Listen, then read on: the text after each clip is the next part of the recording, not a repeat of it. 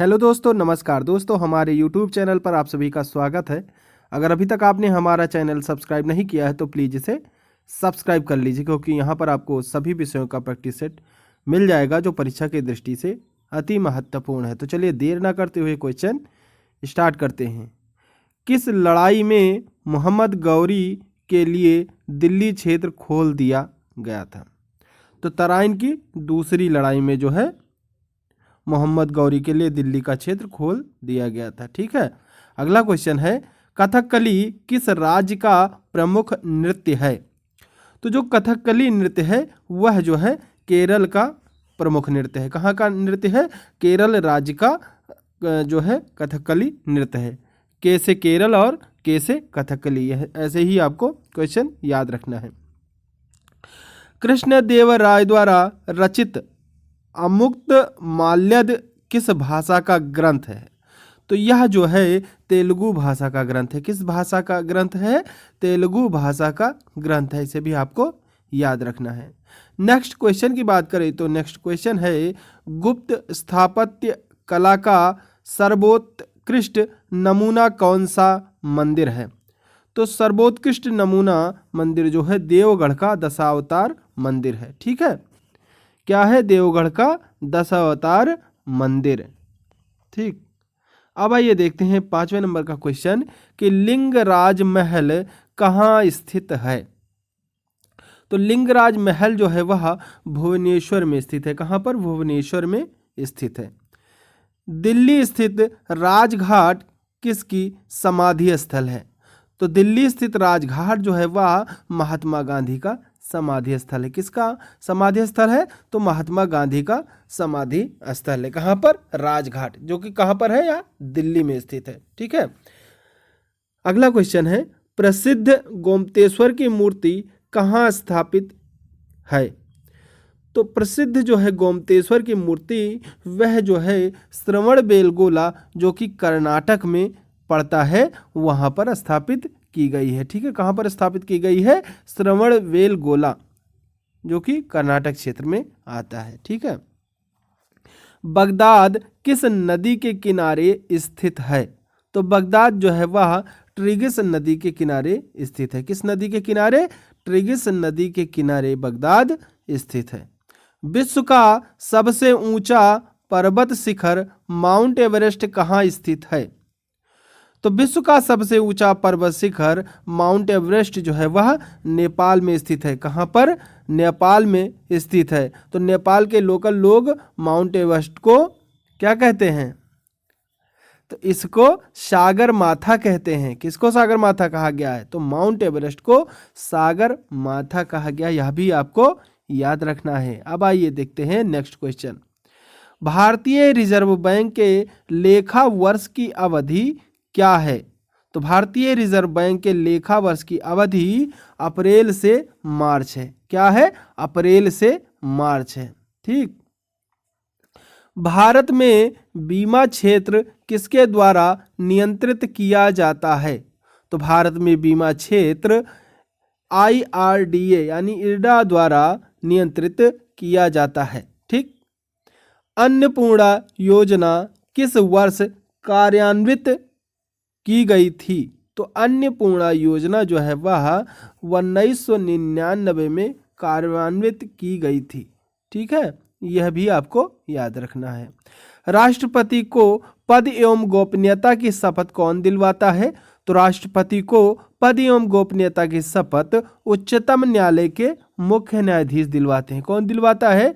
उच्चतम न्यायालय के मुख्य न्यायाधीश जो है राष्ट्रपति के पद एवं गोपनीयता की शपथ दिलवाते हैं। वर्तमान में संपत्ति का अधिकार किस प्रकार का अधिकार है? तो वर्तमान में अगर हम बात करें तो संपत्ति का अधिकार जो है वह विधिक अधिकार के अंतर्गत आने लगा है। ठीक है, कैसा अधिकार है? तो यह जो है विधिक अधिकार है। किस अनुच्छेद के द्वारा 6 से 14 वर्ष तक के बच्चों के लिए शिक्षा का अधिकार मूल अधिकार माना गया है? तो यह जो है अनुच्छेद 21A के तहत जो है 6 से 14 वर्ष की आयु वाले बच्चों को शिक्षा अधिकार का जो है इसको मूल रूप माना गया है, यानी इतने तक के वर्ष के बच्चों को शिक्षा मिलनी ही चाहिए। ठीक है, ऐसे ही आपको याद करना है। किस राज्य में 205 एकड़ भूमि में 162 करोड़ की लागत से भारतीय राष्ट्रीय रक्षा विश्वविद्यालय की स्थापना को केंद्रीय कैबिनेट ने मंजूरी दी थी? तो हरियाणा में यह बनने के लिए मंजूरी दी गई थी। सुभाष चंद्र बोस ने भारतीय राष्ट्रीय कांग्रेस से निकलने के बाद किस पार्टी की स्थापना की थी? तो सुभाष चंद्र बोस ने भारतीय राष्ट्रीय कांग्रेस से निकलने के बाद में फॉरवर्ड ब्लॉक पार्टी की स्थापना की थी। किस पार्टी की? फॉरवर्ड ब्लॉक पार्टी की स्थापना की थी। किसने की थी? सुभाष चंद्र बोस ने। कब की थी? भारतीय राष्ट्रीय कांग्रेस से निकलने के बाद। ठीक, अगला जो क्वेश्चन है वह है रामकृष्ण मिशन की स्थापना किसने की? तो रामकृष्ण मिशन की स्थापना विवेकानंद ने की थी। किसने की थी? विवेकानंद ने की थी। कनिष्क किस वर्ष में राज्य सिंहासन पर आरूढ़ हुए? तो कनिष्क जो है वह 78 ईस्वी में अपने सिंहासन पर बैठा था। ठीक है। किस मुगल सम्राट को हिंदी गीतों की रचना का श्रेय प्राप्त है? तो जो शाहजहां थे उनको मुगल जो है यह मुगल सम्राट थे, इनको हिंदी गीतों की रचना का श्रेय प्राप्त था। ठीक है, तो शाहजहां आपको याद रखना है। किस क्षेत्र में उत्कृष्टता के लिए शांति स्वरूप भटनागर पुरस्कार दिया जाता है? तो विज्ञान एवं प्रौद्योगिकी के क्षेत्र में शांति स्वरूप भटनागर पुरस्कार दिया जाता है। कई बार क्वेश्चन आया हुआ है, इसे आप लोग याद रखना है आप लोगों को। अगला जो क्वेश्चन है वह है हिंदी में लिखी गई प्रसिद्ध पुस्तक राग दरबारी किसने लिखी है? तो हिंदी में लिखी गई प्रसिद्ध पुस्तक राग दरबारी श्रीलाल शुक्ल द्वारा लिखी गई है। विलास वस्तुओं में क्रय के लिए बैंकों द्वारा किस प्रकार का ऋण दिया जाता है? तो विलास वस्तुओं में क्रय के लिए बैंकों द्वारा उपभोग ऋण दिया जाता है। कौन सा ऋण दिया जाता है? तो उपभोग ऋण दिया जाता है। ठीक। सुश्री हेली थोनंग स्मिड किस देश की पहली महिला प्रधानमंत्री हैं?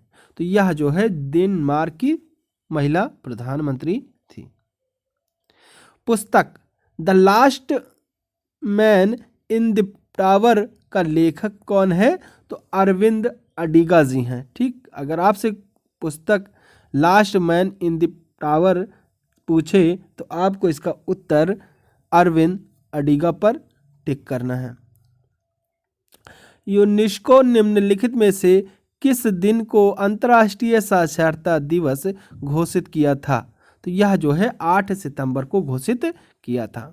प्रादेशिक सेना में MS धोनी को कौन सी मानद पदवी दी गई थी? तो लेफ्टिनेंट कर्नल की मानद पदवी यानी उपाधि दी गई थी। भारत में खुदरा ऋण का सर्वाधिक प्रतिशत किसका है? तो भारत में खुदरा ऋण का सर्वाधिक प्रतिशत आवास ऋण का है। किसका? आवास ऋण का है। प्रसिद्ध रशियन क्लासिक पुस्तक द मदर के लेखक कौन है? तो द मदर के लेखक मैक्सिम गोर्की महोदय हैं। कौन है? मैक्सिम गोर्की महोदय। किस पुस्तक के? द मदर पुस्तक के। मध्य प्रदेश की राजधानी निम्नलिखित में से कौन सी है? तो मध्य प्रदेश की राजधानी की बात करें तो मध्य प्रदेश की राजधानी भोपाल है। ठीक। सूचना की उस सबसे छोटी इकाई को क्या कहते हैं जिसे कंप्यूटर समझ व प्रोसेस कर सकता है? तो सूचना की उस सबसे छोटी इकाई को बिट कहते हैं। क्या कहते हैं? बिट कहते हैं। मॉनिटर के डिस्प्ले आकार को कैसे मापा जाता है? तो मॉनिटर के डिस्प्ले आकार को डायगोनली द्वारा नापा जाता है। किसके द्वारा? डायगोनली द्वारा मापा जाता है। ठीक है। प्रिंटर, कीबोर्ड और मॉडेम जैसी बाहरी डिवाइसें क्या कहलाती हैं? तो यह सारे कंप्यूटर से संबंधित क्वेश्चन हैं। यह भी जो है इसमें सारे क्वेश्चन मिक्सअप आपको मिलेंगे, तो जो है प्रैक्टिस सेट पूरा देखें जिससे आपको ज़्यादा से ज़्यादा फायदा मिले। ठीक है। तो प्रिंटर, कीबोर्ड और मोडेम जैसी बाहरी डिवाइसों को हम पेरिफेरल्स डिवाइस कहते हैं। क्या कहते हैं? पेरिफेरल्स डिवाइस कहते हैं। माउस के दो मानक बटनों के बीच स्थित व्हील का क्या प्रयोग होता है? व्हील यानी जो उसमें पहिया बना होता है, वो जब आप उसको स्क्रॉल कराते हैं, किसके लिए बना रहता है? स्क्रॉल कराने के लिए बना रहता है। ठीक है। संयुक्त राष्ट्र संघ की स्थापना कब की गई थी? तो संयुक्त राष्ट्र संघ की स्थापना 24 अक्टूबर 1945 को की गई थी। कब की गई थी? 24 अक्टूबर 1945 को की गई थी। कोणार्क का सूर्य मंदिर नरसिंह देव प्रथम ने बनवाया था। वह किस राजवंश से थे? तो वह जो है शाही गंगा राजवंश से थे। ठीक। लहसुन की विशिष्ट गंध निम्नलिखित में से किस एक के कारण है? तो वह जो है सल्फर युक्त यौगिक के कारण होती है। कार चालक की सुरक्षा के लिए प्रयोग में आने वाले वायु थैले यानी ईयरबैग में क्या होता है? तो इसमें जो है सोडियम एंजाइड होता है। क्या होता है? सोडियम एंजाइड होता है। अगर आपसे पूछे कि कार में जो है जो ईयरबैग होता है उसमें क्या होता है, तो उसमें सोडियम एंजाइम होता है। बिग बैंग सिद्धांत का प्रथम प्रमाण किसने दिया था? तो बिग बैंग सिद्धांत का प्रथम प्रमाण एडविन हबल ने दिया था। एशियाटिक सोसाइटी के संस्थापक कौन थे? तो एशियाटिक सोसाइटी के संस्थापक विलियम जोन्स महोदय थे। कौन थे? विलियम जोन्स महोदय थे। अगला क्वेश्चन है, भारत में कौन सा क्षेत्र में सुल्तान जैन उल अब्दीन का शासन था? तो इनका शासन जो है कश्मीर राज्य में था। ठीक है।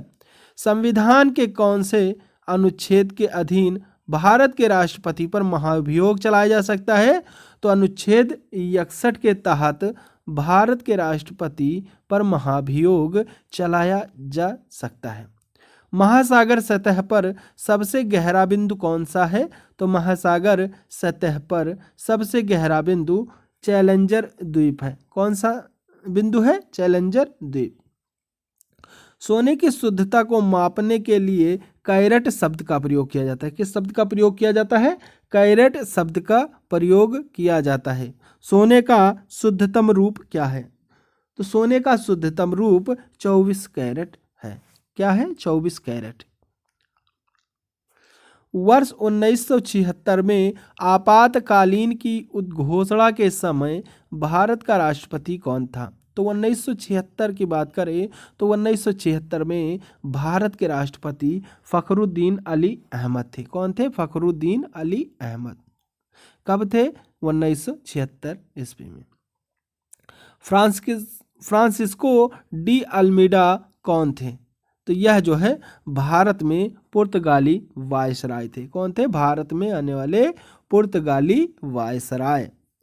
The last Mughal the fall of A dynasty Delhi 1857 नामक पुस्तक के लेखक कौन है? तो विलियम डेरिम्पल हैं। ठीक।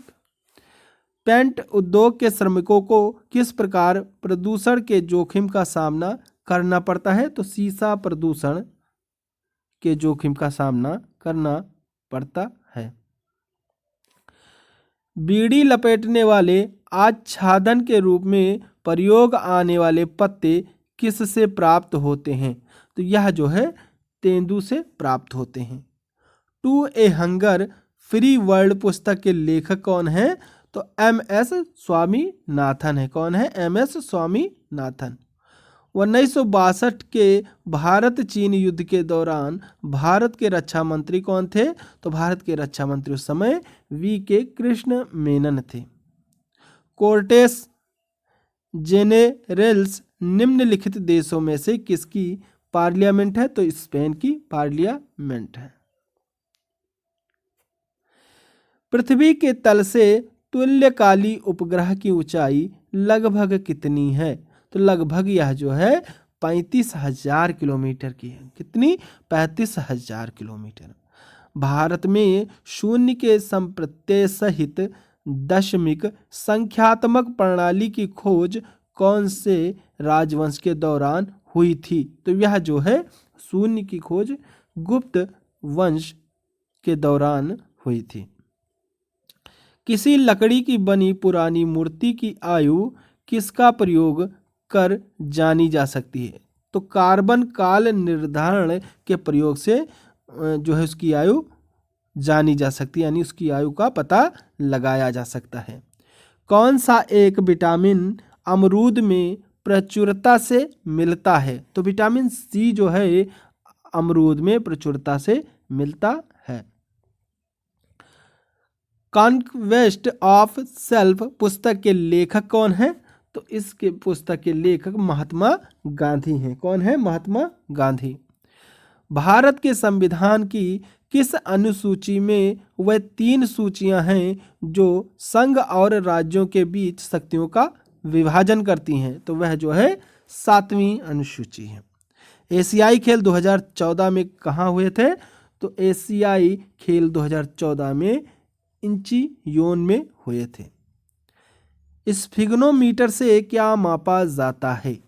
तो स्फिग्नोमीटर से रक्त दाब मापा जाता है। क्या मापा जाता है? रक्त दाब। ठीक, तो आज के लिए बस इतना ही। अगला प्रैक्टिस सेट देखने के लिए आप हमारे चैनल को सब्सक्राइब कर बेल आइकन प्रेस कर दें, जिससे कि हमारे वीडियो डालते ही आपको नोटिफिकेशन मिल सके। तो चलिए, थैंक यू। जय हिंद, जय भारत।